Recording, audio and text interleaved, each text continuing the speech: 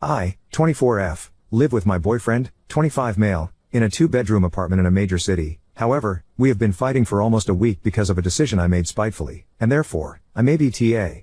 It's a small apartment, impossible to avoid him for much longer, so I really need a third-party opinion on the matter.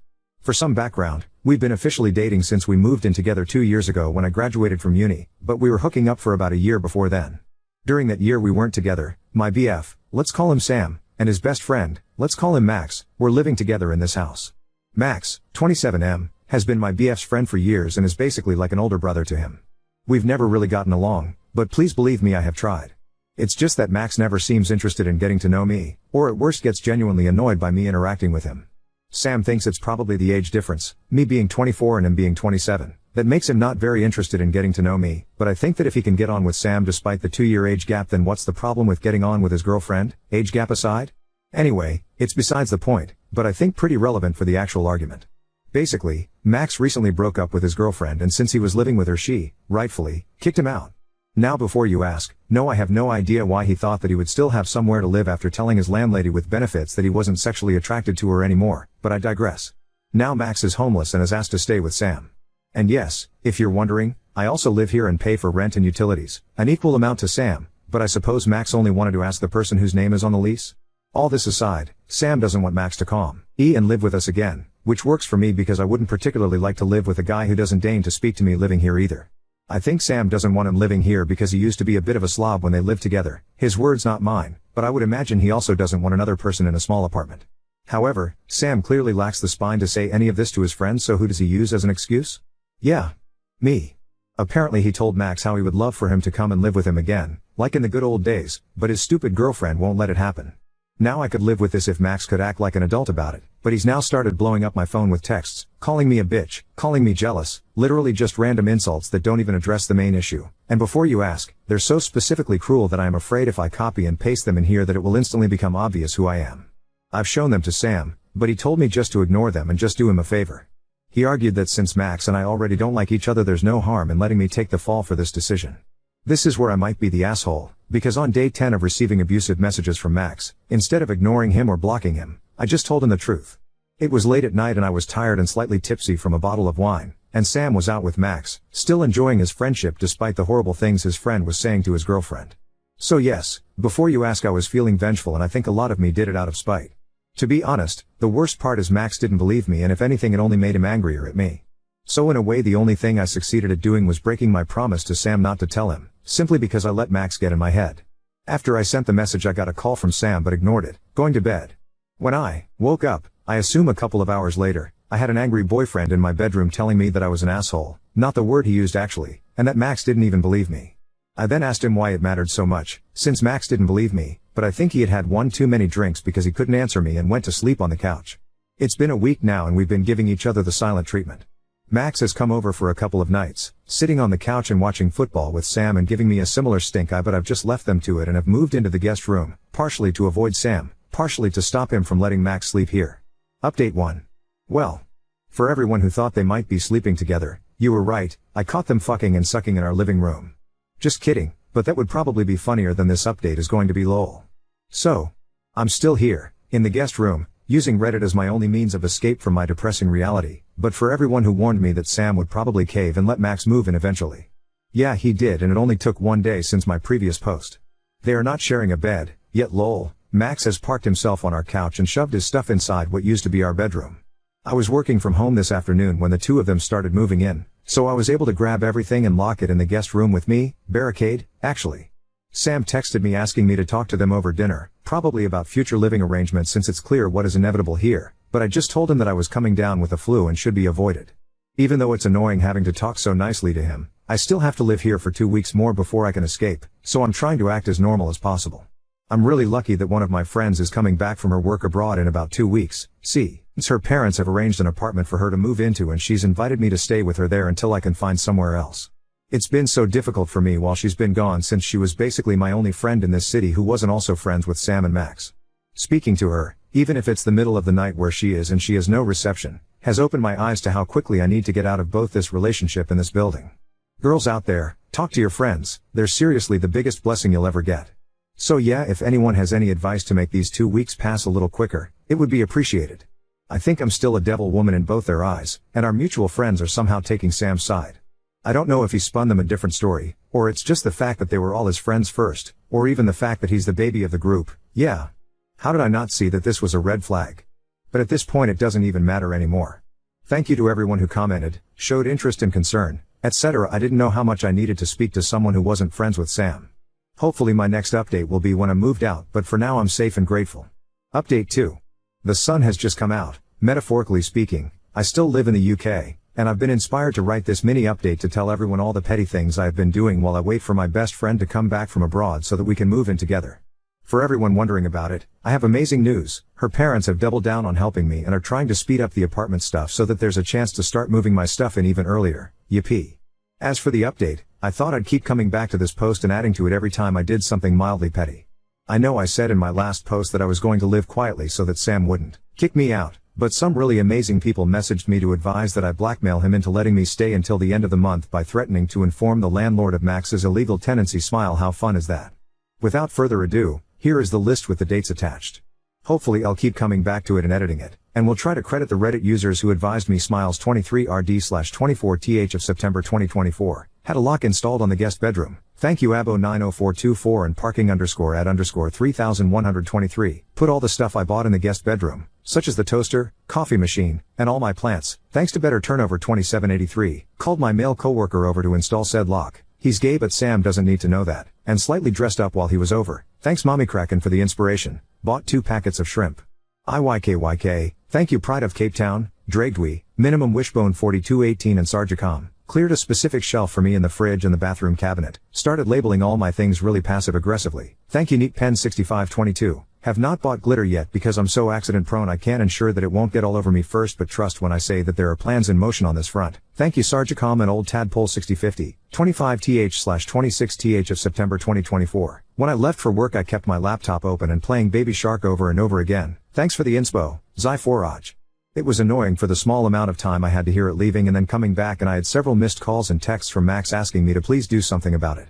Nothing from Sam, annoyingly, but I guess he is more of a quiet anger while Max is loud. I baked. Still not so confident in my ability to cook steak. Sorry Pristine Payment and Puzzlehead B4361, but I've always made a good lemon drizzle. I decided to use vanilla extract and white chocolate in the drizzle to make it smell better. Was too sweet for me but everyone at work liked it. Reaction? Max asked if any was left, and I told him I had taken it into work since I wasn't fond of it. He laughed, but Sam quite literally glowered at me, which made me feel very smug. I also decided to start grinding my coffee out in the kitchen. I moved it to my room after Reddit comments told me to take everything away, and I buy a really sweet and nutty blend so the smell is divine. I'm a bit worried with how amazing the apartment smelled today that I may have accidentally made the living situation a little nicer for them, but I think that it will start working really well once I leave. It'll make it more noticeable for them. Like Pavlov's dog? Sorry if there's anyone I forgot to thank. I'm totally swamped with comments and I'm trying my best to reply to all of them. I'll update more tomorrow if there's anything to say, but feel free to comment more suggestions on petty revenge I can take as I begin moving out. Update 3. So, Sam has always been a very conflict avoidant person. I've never actually seen him get angry at anyone, or if he does he's more often just frustrated in the moment and then apologizes. This is probably why in my first post I was almost convinced I was the since he was genuinely quite upset with me, which is something very rare in our relationship. I've always felt like we don't argue a lot because Sam was too forgiving, or spineless. I only realized that I still had the same mindset as my friends, that Sam was too forgiving and always a victim, when talking to my friend Daisy, 24F, the one who is letting me move in with her 3. Regardless of all that, I've always felt slightly guilty because Sam is genuinely a very sweet person who isn't very good at getting angry or holding grudges or anything like that. But then for a couple of days this past week he has felt like an entirely different person. I don't know if it's anger or resentment, or some secret third option, but he's been so quiet. I know I said in previous updates that he was acting civil, as though nothing had happened and that he was in denial about the breakup, but I think the denial stage has ended and the anger has begun. Today and yesterday he's gone back to acting normal, but I can't shake the weird feeling that I have, so I'm pretty sure that both our mental states are quickly degrading. First and foremost, please nobody panic, I am safe. I have a lock on my door and a support network checking in with me every few hours. However, since everyone has known Sam for years, and like me, they've never seen him like this before, it's really difficult to figure out what to expect from him. If anyone needs examples of the strange behavior, it's mainly just glaring at me whenever he sees me and stonewalling me, but I've also started to notice some of my things go missing. It could be from hastily moving them to my friend's parents' house, but a lot of them are sentimental items, so it's hard not to point the finger at the embodiment of a dark cloud that's just looming around the apartment. I'd why it's freaking me out so much, but maybe because it feels like a switch has flipped suddenly. I also feel like I'm the one being weird, though, because isn't this what I wanted? I literally played Baby Shark on my laptop all day today while I was at work, and while Max called and texted me asking me to turn it off, I heard nothing from Sam. It was also a male coworker of mine who installed the lock on my door, so yeah, I haven't exactly been acting kindly. I almost feel like a schoolboy pulling on a girl's pigtails for attention right now, but I feel so unsettled to have no verbal reaction, so I feel like a bit of an idiot. Like, of course he's going to be angry if I do all this petty stuff. What did I expect? I still don't feel unsafe, but I think maybe my mental health has just hit a breaking point and I can no longer pretend that it all doesn't get to me. It's weirder still that Max seems to agree with me about Sam's odd behavior. Two people who have hated each other for years have suddenly been united somehow by the one they care about, so maybe that's a bit of a silver lining. Today, after I came and turned off Baby Shark, Max knocked on my door and asked if anything else had happened with Sam. I told him no, and that the sudden change in his behavior had nothing to do with me directly, just indirect pettiness. He just sighed and asked when I was moving out, saying Sam was only going to get worse the longer I stayed, to which I told him that it was none of his business if I stayed forever. A bit childish of me, I know, but it's so annoying for Max to try and take on the mediator role since that's usually Sam. He just sighed again and asked me not to play Baby Shark, that I shouldn't make him suffer for being in the middle of mine and Sam's issues, which I thought was very presumptuous of him considering how the fight started, but whatever. I even started to feel, later on that night, very grateful that Max was here, purely because of how strange Sam was making me feel. So yeah, itching to get out and feeling not only guilty but frustrated that even if he's angered by my actions he still won't talk to me. Nothing I'm doing or feeling is rational, I know, but I feel like anyone who has been through a relationship breakup after 2 years might empathize with me. If you're reading this and you have any advice for how to get through not only losing your partner but feeling like you wasted a massive portion of your life on them? Another thing to point out in my defense is that Sam was acting strange before the Baby Shark incident. I played it on my laptop in my locked bedroom while I went to work, so about 8 hours, and he wasn't even home when I had my coworker install the lock on my door, though maybe Max twisted that story? Can I possibly believe that it was me baking lemon drizzle and not giving them any was his breaking point, or did he just then suddenly realize it was over? Am I a bad person for feeling safe with Max? Please nobody comment any incel things like how my female hormones are telling me to side with the alpha male or anything like that. I'll seriously die from cringing. I just need some reassurance that given the circumstances the fact that me and Max are suddenly getting on a little better doesn't mean that I'm somehow betraying Sam, even though we're pretty much broken up, and that I have no obligation to check in with Sam about his behavior. The good news is that Daisy's parents have been moving out my stuff over the last week, and now only the big things remain. If the situation gets too weird I'm just going to cut my losses and sleep in Daisy's old room in her parents' house, but hopefully I can wait a couple more days.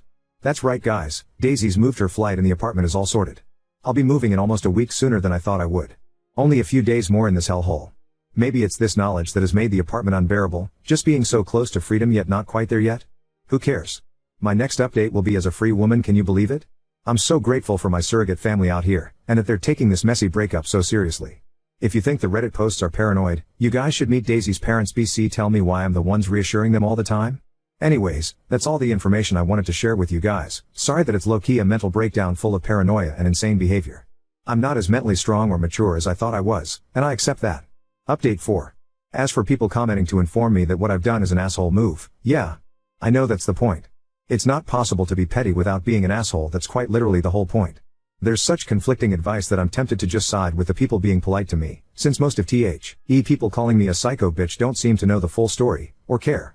Sorry for elongating the post, but it's so much worse to receive hate comments for being misunderstood than for things you actually did. Thanks to everyone else who commented either in support or against my actions who were respectful and clear. I genuinely appreciate it and it's helped me figure out what I want to do next. We'll update tomorrow _ notable comments. Yeah, I'm NGL. This is maybe one of those times where listening to Reddit was a bit of a hasty move. It's one thing for someone on the internet to tell you to do something petty, it's another thing to follow through. I think I was just tired of feeling like a victim. I wanted to do something strong and bold and petty because otherwise I'm just the ex-GF who has been kicked to the side by her scumbag BF and what? Sat there and taken it? Done nothing? I genuinely feel like I'm going insane in this little guest bedroom and I need to get out. To be honest, I think this situation went from NTA to ESH. You are too old to be playing games. You're not 14. What I think has happened is this. 1. STBXBF hates confrontation, used you as excuse for friend not to move in, he's the a-hole. 2. Friend harasses you and STBXBF does not fess up or defend you, he's the a-hole. 3. STBXBF moves in friend, he's the a-hole. 4. Both of you stop communicating, esh. 5. You start to be rude, he pretends nothing happened, esh. 6. You plot petty revenge, even seeking out suggestions, you starting to get obsessed so stepping in our territory. 7.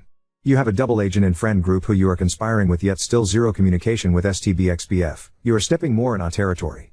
8. STBXBF has noticed you may be moving yet no one still communicating, esh. 9. You state you moved important documents and valuables, yet seem to think sentimental items, which I would consider valuables, are missing. Why? You don't know if you moved it or if STBXBF did, you are getting in your own head wrapped up in this game and drifting more into our territory. I highly recommend you put your big girl pants on, tell your STBXBF you need to speak privately, either at apartment or in public place, and once and for all communicate. Tell him your relationship is over and why, be adult about it, confirm you are indeed moving and when the plan is, and make it clear that you are fully aware of the half-truths he told his friend group and that if he can't say anything nice then keep his mouth shut because you have evidence of the truth and not afraid restore/defend your reputation because you will not put up with additional abuse like you already did with his friend.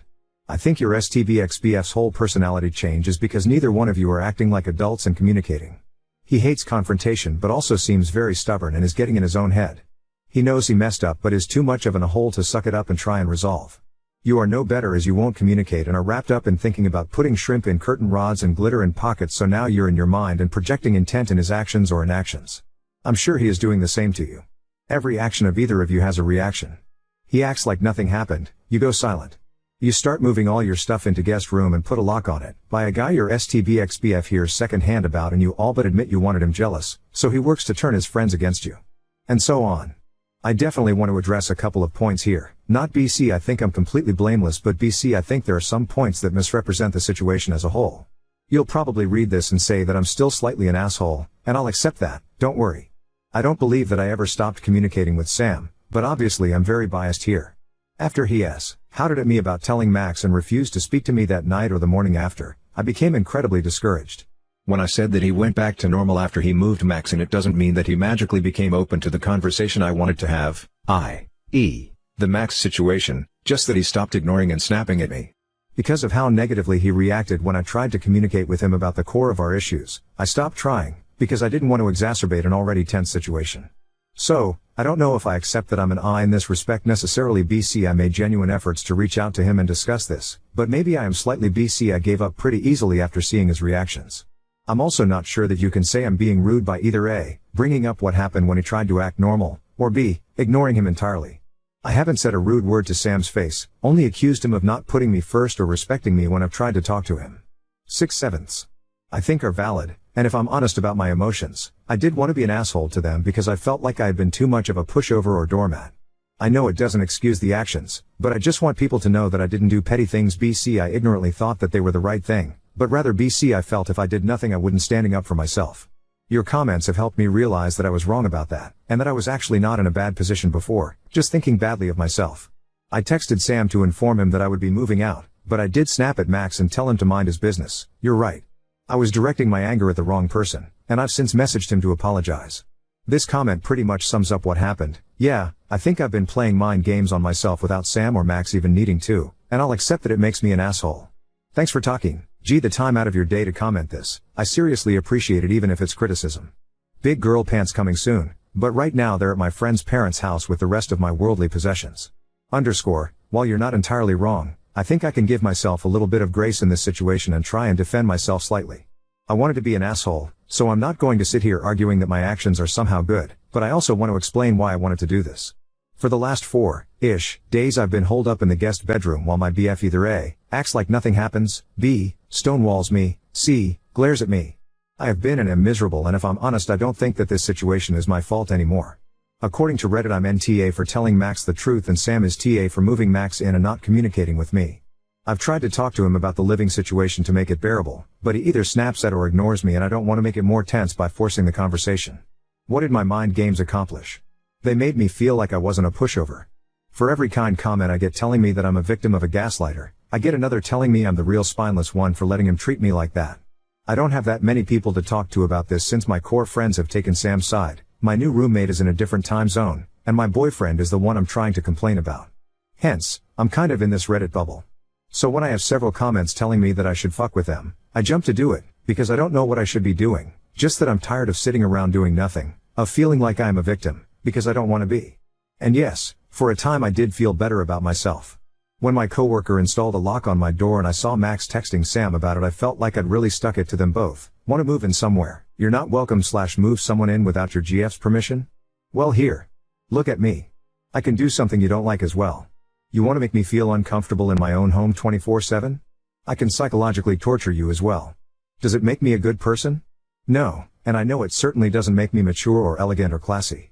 I just wanted to feel different, or at least I hoped if I acted out enough maybe Sam would kick him out because he'd see just how upset I am. I'm sorry this has turned into an essay, but it's hard to get the feelings and motivations I've had across in less words. And yeah, I get it now, that his actions aren't weird when you put them in the context of what I'm doing. And that's why I'm grateful that I turned to Reddit for a second opinion, because otherwise I feel like I would have kept thinking that I wasn't doing enough to stand up for myself.